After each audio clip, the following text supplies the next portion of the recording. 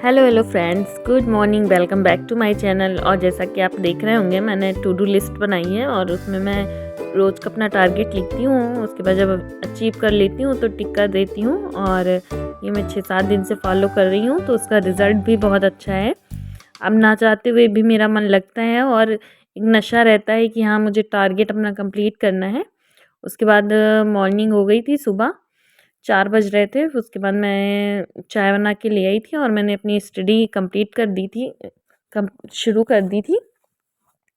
और पता नहीं क्या है, पर ऐसा लगता है मुझे कि जो काम हम लोग शिद्दत से करने लगते हैं और जिसमें भी मन लग जाता है, उस काम को अगर हम लोग छोड़ने की कोशिश भी करते हैं ना, तो हमारी अंतरात्मा हमें अंदर से कहती है कि नहीं, ये गलत कर रहे हो और जो तुमने सोचा है उसको करो।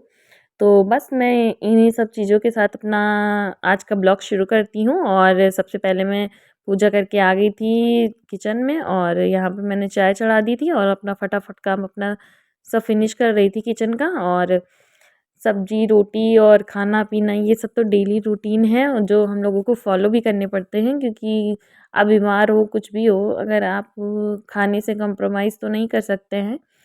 तो इसीलिए खाना तो रोज़ का रूटीन है, तो आपको हँस के बनाना हो चाहे रो के बनाना हो। तो फ़िलहाल तो मैं मस्त होके बना रही थी, भजन लगा दिए थे, सुन रही थी और साथ में खाना भी बना रही थी।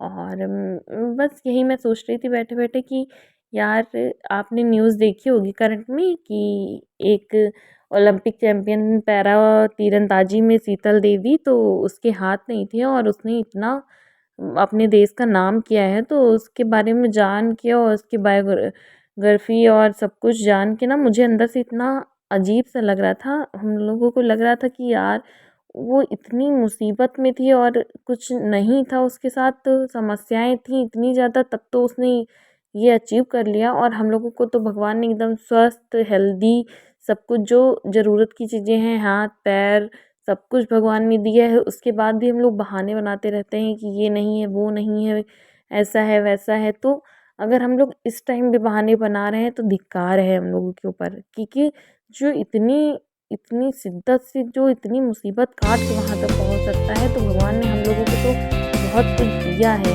जिससे हम लोग आगे तक बढ़ सकते हैं। तो बस मैं इन्हीं सब बातों के साथ सोचती रहती हूँ, और आज पूरा दिन मैं यही सोच रही थी कि बताओ यार, वो इतना सब कुछ कर सकती है तो हम लोग क्यों नहीं कर सकते। तो आप लोग भी देखिएगा, बहुत मोटिवेशन मिलेगा। और उसके बाद मैंने अपना शाम का खाने की प्रिपरेशन स्टार्ट कर दी थी। तो आज मैं गोभी के पराठे बना रही थी।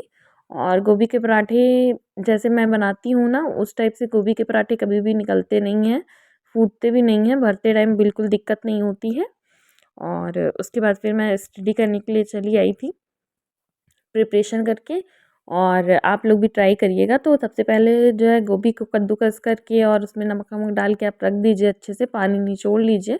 उसके बाद फिर उसमें हल्की सी जो है बेसन भून के मिला दीजिए, और जितने भी मसाले होते हैं सारे अच्छे से मिला दीजिए, धनिया, हरी धनिया और सब कुछ अच्छे से मिला के। उसके बाद आप जब उसमें स्टफिंग करेंगे ना, तो वो बिल्कुल भी फूटेगा नहीं। और उसके बाद फिर मैंने यहाँ करंट पढ़ा था, तो करंट मैंने आज जितना भी खेल का था 6 महीने का, उतना मैंने सारा कंप्लीट कर लिया था कि अर्जुन अवार्ड किसको मिला है, द्रोणाचार्य और मेजर ध्यानचंद, नियमित और जो ऐसे होते हैं, वो सारा मैंने अपना कंप्लीट किया। उसके बाद फिर मैं रात के खाने के लिए आ गई थी, सबको पराठे बना के देने के लिए। और आज सच में जो है काम बहुत था, पर अभी मैं रात में अपनी स्टडी और करूँगी, क्योंकि अभी भी मुझे थकान का बिल्कुल भी वो नहीं हो रहा कि मैं थक गई हूँ। और इसी के साथ फिर मैं वेदू को लेके रूम में आ गई थी, और वो बहुत परेशान कर रही थी, ठंडी भी बहुत थी। तो मैंने सोचा इसको सुला देती हूँ, उसके बाद फिर अपनी स्टडी कंप्लीट करूँगी। यहाँ ये मस्ती कर रही थी। और आप लोग भी हेल्दी रहिए, स्वस्थ रहिए, और अपने जो भी आपका कर्तव्य है उसको निभाने के लिए मतलब मेहनत कीजिए। और इन्हीं सब चीज़ों के साथ मैं आज का ब्लॉग समाप्त करती हूँ। Thank you so much.